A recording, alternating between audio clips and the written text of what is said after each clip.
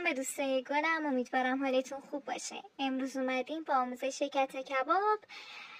اول پیاز میاریم و رنده میکنیم، بعدم گوشت میاریم و پیازها رو به اون اضافه میکنیم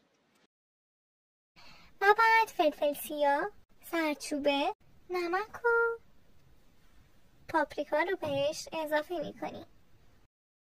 بعد با دست چنگشون میزنیم و خوب با هم مخلوطشون میکنیم. بعد یه تابه میارید و مواد رو داخلش پهن میکنید. بعد تابه رو روی شعله ملایم گاز قرار میدید. و الان که درش رو وا میکنیم میبینیم با یه صحنه خیلی قشنگ مواجه میشیم. میبینیم که گوشت از خودش آب داده. بعد درش رو میگذاریم.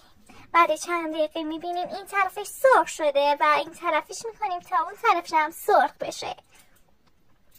بچه ها از همین الان بهتون بگم این غذا رو با جان و دل میخورید.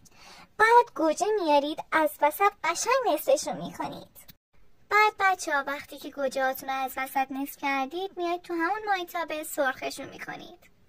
بچه ها بعد برنج میاریم و پیمانه میریزیم توی کاسه.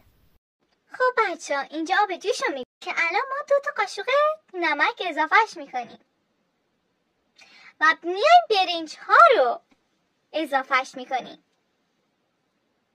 بعد همون برنجایی که آبکش کردیم میایم میذاریم کف قابلمه. بعد گوشت میذاریم.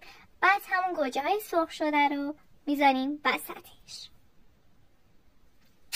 چه بشه این غذا، وای وای. و بقیه برنج رو میریزیم روش و یه ذره روغن میریزیم روی برنج. وای عجب تهجینی شد این غذا. نوش جانتون، بخورید و لذت ببرید دوستای عزیزم.